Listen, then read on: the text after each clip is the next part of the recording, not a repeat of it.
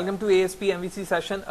अभी तक हमने जितने भी सेशन कवर किए हैं ASP MVC पे वो मैं कंटिन्यूसली अपने YouTube चैनल पर अपलोड कर रहा हूँ और आप वहाँ से वो तमाम वीडियोस को देख सकते हैं। आप YouTube पे फाद हुसैन सर्च करें, इसके बाद इसके प्लेलिस्ट पे आएंगे तो तमाम वीडियोस आपको यहाँ से मिल जाएंगी। जबकि इंडिविजुअली जो भी सेशन पर हम प्रोजेक्ट कर रहे होते हैं उसके पूरे प्रोजेक्ट को मैं रार में कन्वर्ट करके अपने ब्लॉग पर यहाँ पर शो कर देता हूँ और ब्लॉग पर आने के बाद जो है आप मेरे ASP MVC टैब पर जाएंगे और यहाँ पर जाने के बाद आप तमाम प्रोजेक्ट को यहाँ से देख सकते हैं। अच्छा जी, इस सेशन पर हमें करना क्या है? इस सेशन पर हम बड़े इंपॉर्टेंट टॉपिक की तरफ जा रहे हैं और वो है टेम्पलेट एडिंग।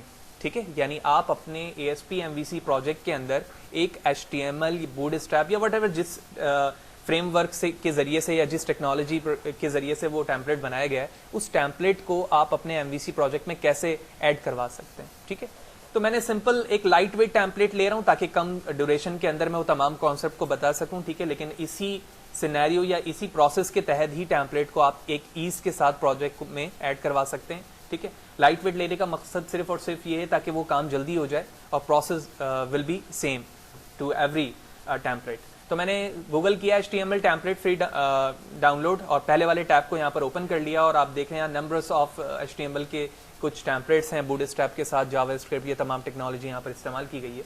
और मैंने पहले वाले इस टेम्पलेट को क्लिक किया और क्लिक करने के बाद मैं इसे डाउनलोड कर लेता हूँ। ठीक है, डाउनलोड ये एक रार के फॉर्म पे होगा, उसके बाद मैं इसको एक्सट्रैक्ट करूंगा और एक्सट्रैक्ट करने के बाद हम अपने इसको डेस्कटॉप पर सेव कर देंगे। तो मैंने इस पर राइट क्लिक किया, ओपन,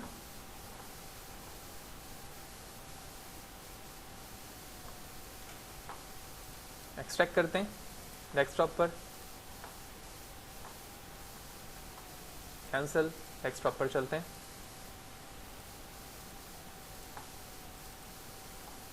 ओपन किया और ये हमारी फाइल है। ये हमारा प्रोजेक्ट है जो कि इस तरह से हमें दिख रहा है। ठीक है, ये तमाम चीजें इसके अंदर मौजूद हैं। आप कोई भी चाहे प्रोजेक्ट में यहाँ पर इस्तेमाल कर सकते हैं। ठीक है, मैं एक ऑलरेडी भी मैंने इंस्टॉल किया हुआ है अपने विच मीन डाउनलोड किया हुआ है, मैं उसी को इस्तेमाल कर रहा हूँ। ठीक है, मैंने आपको तरीका बता दिया कि किस तरह से डाउनलोड होगा, वो फोल्डर किस तरह से दिखेगा एक्सट्रैक्ट करने के बाद। लिहाजा मैंने जो ऑलरेडी डाउनलोड किया हुआ है मैं उसे इस्तेमाल कर रहा हूँ लाइट वेट के रिस्पेक्ट से। ठीक है, आप चाहें तो जिस भी टेम्पलेट को यहाँ पर ऐड करवा सकते हैं। जी, तो ये वो मेरा टेम्पलेट है जिसे हम ऐड करने जा रहे हैं और इसके अगर इंडेक्स पेज को मैं शो करूँ तो वो इस तरह से शो होगा। इसकी UI ये है। ठीक है, और ये एक सिंपल सा 1 पेज टेम्पलेट है और ये तमाम चीज़ें इसके अंदर इस फॉर्म पर शो हो रही है। तो लिहाजा मैंने अपने फोल्डर को रीनेम कर दिया है टेम्पलेट से। आप कोई भी मीनिंगफुल नाम दे सकते हैं और उसके बाद आप इस पूरे फोल्डर को कॉपी करेंगे जिस प्रोजेक्ट पर आप काम कर रहे हैं। जैसे कि मैं इस पे काम कर रहा हूँ जिसका नाम ऑथेंटिकेशन इन MVC है। इस पे आपने राइट क्लिक किया और यहाँ पर आने के बाद आप इसे क्या कर दोगे, पेस्ट कर दोगे। तो मैंने इसे पेस्ट कर दिया। ठीक है, मैं पूरे प्रोजेक्ट यानी अपने प्रोजेक्ट पे सेव किया है मैंने इसे। यही वजह है कि टेम्पलेट आप यहाँ देख रहे हो आ चुका है और उसके बाद आप इसे एक दफा बिल्ड कर दो। अच्छा, बिल्ड करने के बाद आप इसे जब ओपन करोगे तो आप देख रहे हो उसमें कोई भी फाइल नहीं है। इसका एक और आसान तरीका ये है, जैसे बिल्ड हो जाए हमारा तो आप ऐड पे जाओगे और ये लिखा हुआ है एग्जिस्टिंग आइटम। ठीक है, इस पे क्लिक करोगे और जिस जगह पर ये डेस्कटॉप पर मौजूद था ना वहां से एक एक फाइल लेकर आप इसमें ऐड करवाते जाओगे, क्योंकि एक साथ सारी फाइल इसमें नहीं आ सकी है, सिर्फ फोल्डर आया है इस वक्त। तो मैं चलता हूँ टेम्पलेट पर, ये रहा टेम्पलेट। इस पे से हमने तमाम को सेलेक्ट किया एंड लेट्स सी। एक एक करके मैं ओके प्रेस करते जा रहा हूँ। सारी फाइल्स नहीं आई हैं, कुछ फोल्डर्स वहाँ पर वैसे ही रह गए। तो अब हम एक काम करते हैं, एग्जिस्टिंग के बजाय मैं यहाँ पर चलता हूँ और इनमें से जो फोल्डर्स रह गए हैं ना मेरे, उन फोल्डर्स को मैंने यहाँ से कॉपी किया क्योंकि ये फाइल्स तो हमारी आ चुकी हैं। और यहाँ पर जाने के बाद टेम्पलेट पर मैंने इन्हें पेस्ट कर दिया। ठीक है, हम यस करेंगे सब पे ताकि सारी फाइल्स यहाँ पर आ जाएं। ठीक है,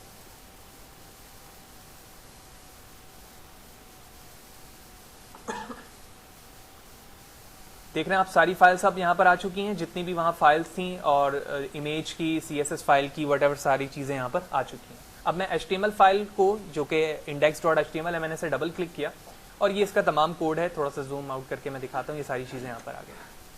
देखो बॉडी के अंदर जितना भी पार्ट है ना इनका, यहाँ पर मैंने बॉडी के स्टार्ट किया और बिल्कुल बॉटम तक तमाम कोड को मैंने यहाँ से कॉपी कर लेना है।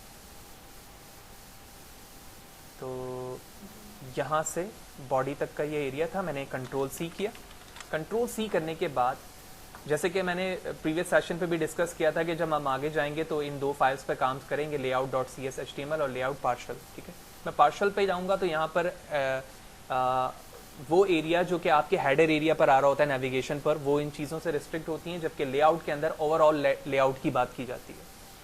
तो रेंडर बॉडी यहाँ पर क्या काम करती है? ये रेंडर बॉडी का काम ये है कि जिस पेज के व्यू के मुताबिक आपका कोड है, रेंडर बॉडी जहां पर होगी वहां पर वो चीज शो हो जाएगी। उसके ऊपर और उसके नीचे जो चीज तुम लिखोगे वो हेडर या फूटर के तौर पर इस्तेमाल होगी और वो कोड रिमेन्स क्या रहेगी? सेम रहेगी हर जगह। तो जो एक चीज मैंने कॉपी की थी वो मैं इस जगह पर पेस्ट कर दे रहा हूं, क्योंकि जो ऊपर वाला एरिया था वो मैं ऑलरेडी ही क्या कर चुका हूं? कमेंट कर चुका हूं। अगर आपके प्रोजेक्ट में वो कमिटेड ना हो तो आप उसे सेलेक्ट करके यहां से क्या करेंगे? कमेंट करेंगे। तो मैंने यहां पर उसे पेस्ट कर दिया। पेस्ट करने के बाद अभी तक तो वो तमाम चीजें हमने यहां पर पेस्ट कर दी। अब मैं दोबारा टेम्पलेट पर चलता हूं। तो where it is template folder HTML file, और यहां पर आने के बाद टॉप पर जाने के बाद आप यहां से जितने भी हेड के लिंक्स थे ना वो मैंने यहां से क्या कर लिया? कॉपी कर लिया। ठीक है, जो इनके लिंक्स थे। लिंक कॉपी करने के बाद मैं दोबारा अपने फाइल पर आऊंगा, layout.cs HTML, और टॉप पर जाऊंगा और इस हेड के टैग के अंदर मैंने तमाम चीजें क्या कर दी? पेस्ट कर दी। ठीक है, क्योंकि हमें पता है कि जो लिंक्स होते हैं वो हेड के टैग के अंदर लिखे जाते हैं, पेस्ट किए जाते हैं, वो हमने कर दिया यहाँ पर। अब मैं सिर्फ कंट्रोल S करता हूँ और अपने प्रोजेक्ट को रन करके देखता हूँ कि एक्चुअली अभी हमारा व्यू किस तरह से दिख रहा है। ठीक है, मैंने प्रोग्राम रन किया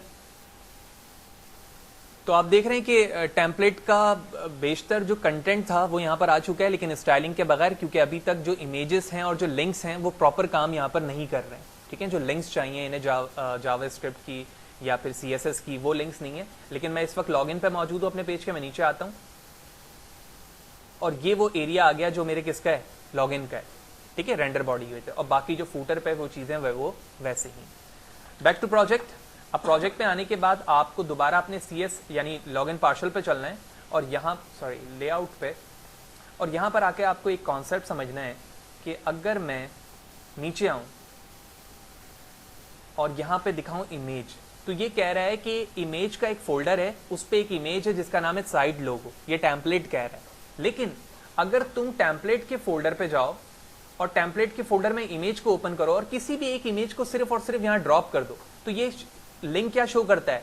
कि टेम्पलेट के फोल्डर के अंदर इमेज मौजूद है। ठीक है, लिहाजा इस कॉन्सेप्ट के लिए मैं यहां से टिल्ड और टेम्पलेट को कॉपी करूंगा और जितनी इमेजेस या जो भी लिंक दिए हुए हैं इमेज या इमेज के फोल्डर से के अलावा, उससे पहले मुझे टिल्ड के साथ टेम्पलेट को पेस्ट करना होगा ताकि उनका जो एड्रेस है वो क्या हो सके? एब्सोल्यूट हो सके। तो अब मैंने इस इमेज से पहले क्या लिख दिया? Tilde slash. क्यों? क्योंकि अब इसे पता चल जाएगा कि एक्चुअली ये इमेज मेरे प्रोजेक्ट में कहां मौजूद है। क्लियर है? आगे चलते हैं। नीचे आता हूं मैं और थोड़ा सा जूम आउट करते हैं ताकि मुझे इमेज सारी मिले। मैं मजीद देखता हूं कहां पर इमेज और इस्तेमाल हो रही है। बाकी यहाँ पर आप देख रहे हो SRC लिखा हुआ है, मैंने इसको भी रिप्लेस किया, इसी तरह इसे रिप्लेस किया। ठीक है, सारी इमेजेस को मैं क्या कर रहा हूँ? सिर्फ टेम्पलेट का वो फोल्डर दे रहा हूँ उसे, ताकि उसको पता चले कि ये इमेज एक्चुअली एड्रेस इसका क्या है।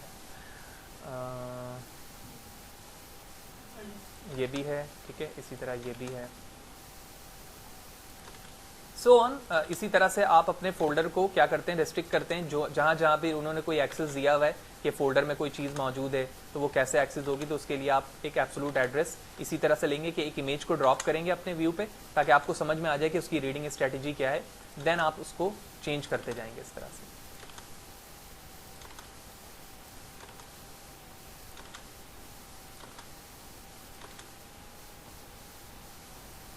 तो I think it's almost done.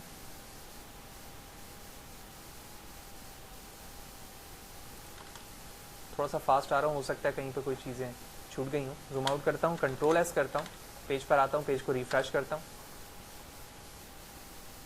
और अभी तक हमने सिर्फ इमेजेस के लिंक दिए हैं और आउटपुट पे देखते हैं। तो आप देख रहे हो कि इमेजेस के लिंक देने से वो तमाम इमेजेस आते गए जिन इमेजेस की ज़रूरत थी, लेकिन अलाइनमेंट अभी भी हमारी अप्रोप्रिएट नहीं है। अलाइनमेंट को अप्रोप्रिएट करने के लिए आप हेड के टैग पर आओ, ठीक है। ये जो लिंक दिए हुए थे इन्होंने अपने स्टाइलिंग के रिस्पेक्ट से दिए हुए थे, जहां पर इन्होंने HTML का काम किया जिस फोल्डर में। तो हमें यहां से लिंक किस तरह से ड्रॉप करना होगा, मैं इस लिंक को यहां से डिलीट करता हूं, कुछ गैप दे देता हूं, और इस गैप पर CSS के फोल्डर को मैंने ओपन किया, एक एक करके मैंने इन तमाम फाइलों को यहां पर क्या कर दिया, ड्रॉप करता गया।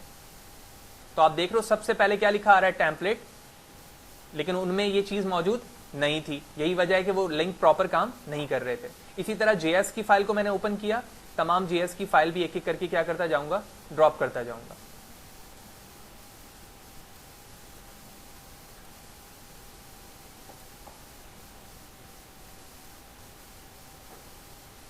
तो ऑलमोस्ट जो इंपॉर्टेंट चीजें थी वो मैंने ड्रॉप कर दी। कंट्रोल S किया, प्रोग्राम पर वापस गया, पेज को रिफ्रेश करता हूं एंड लेट्स सी अगेन।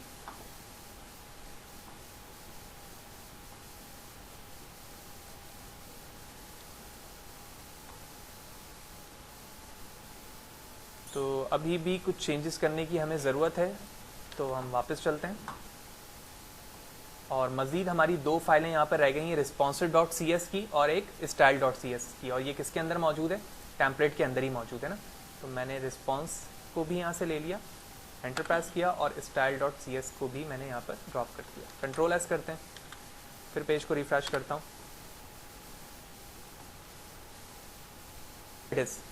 तो अब आप देख रहे हो कि आपका टेम्पलेट बिल्कुल वैसे ही उस स्टेज पर आ चुका है जिस स्टेज पर हमने उसे डाउनलोड किया था। और ना सिर्फ ये, बल्कि आप नीचे बॉटम पर आओगे तो तमाम चीजें प्रॉपर्ली हमें दिख रही हैं, और ये चीज भी सेंटर पर आ रही है, डमी टेक्स्ट इस पे लिखा हुआ है। इन फ्यूचर अगर चेंजेस करने की जरूरत होगी तो हम करेंगे। ये भी आ रहे हैं, फॉर्म भी आ रहे हैं, टीम मेंबर्स भी आ रहे हैं, तमाम। और एट लास्ट क्या चीजें आ रही हैं, वो लॉग इन पेज आ रहा है जो मैं यहाँ चाह रहा था। लेकिन अभी मैं लॉग इन पेज कहाँ चाहता हूँ, मैं चाहता हूँ भाई ये लॉग इन पेज जो है ना इसके ऊपर आ जाए। तो सबसे पहले मैंने इस वर्ड को यहाँ से कॉपी किया, कॉपी करने के बाद मैंने यहाँ पर उसे सर्च किया, control F control V, enter. Again क्या बात है, मैं पहले ऑफ करता हूँ मशीन को, शिफ्ट F5, ठीक है।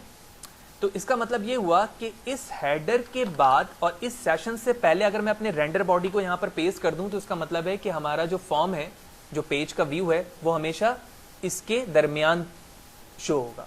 लिहाजा हम रेंडर बॉडी को अब लेकर आते हैं नीचे से।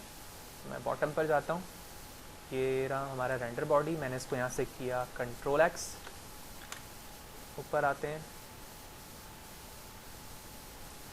And paste, control S, page पर आते हैं, रिफ्रेश करते हैं,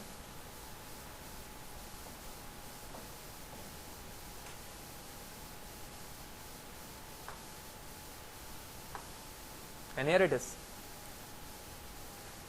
तो ये सबसे एक इजीएस्ट वे था, या एक इजीएस्ट तरीका था जिसके जरिए से हमने देखा कि हम अपने प्रोजेक्ट के अंदर टेम्पलेट कैसे ऐड करवाएंगे, ठीक है।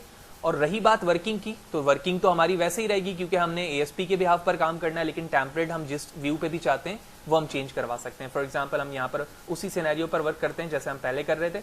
तो मैंने यूजर नेम लिया,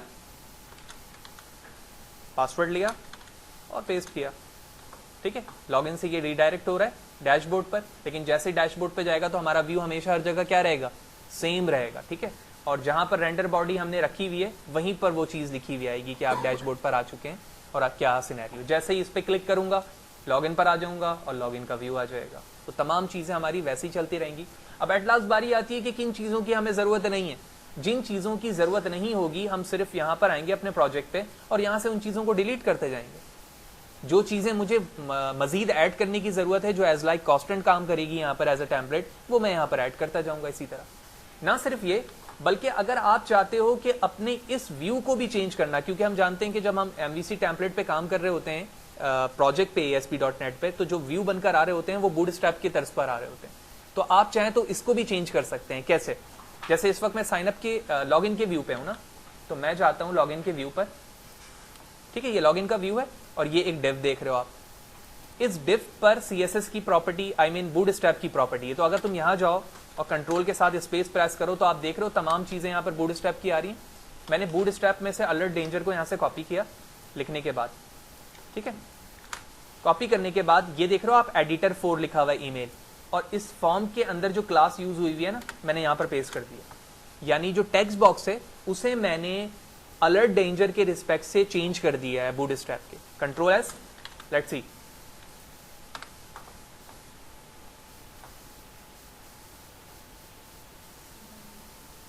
इससे चेंजेस आएंगी जो बूटस्ट्रैप में के व्यू में होता है, कलर्स आना, डेंजर का जो कलर है वो चेंज हो गया, कॉलम स्पैन, जो बूटस्ट्रैप की क्लासेस हैं जो आप पढ़ चुके हैं ऑलरेडी डिजाइनिंग के अंदर, तो उसके जरिए से जो क्लासेस में आप चाहते हो चेंज कर सकते हो। देखो मैंने व्यू पे जैसे लिखा, उसके टेक्स्ट का कलर भी चेंज हो गया और साथ ही साथ उसका बैकग्राउंड कलर भी चेंज हो गया। तो आप इसमें अलाइनमेंट लगा सकते हैं, इसको जैसे कलर करना चाहते हैं वो भी आप कर सकते हैं। तो इस सेशन पे इंपॉर्टेंट चीजें हमने देखी कि एक्चुअली हम टेम्पलेट किस तरह से डाउनलोड करते हैं, किस तरह से उसे ऐड करवाते हैं, और किस तरह से हम login partial .cs HTML file के अंदर जाके चेंजेस करेंगे और रेंडर बॉडी को मूव करके क्या कर सकते हैं उसे अंडरस्कोर लेआउट CS HTML के अंदर चेंजेस करते हैं, और रेंडर बॉडी को मूव करके जहां अपनी मर्जी के मुताबिक चेंजेस चाहते हैं वहां पर हम कर सकते हैं उसे।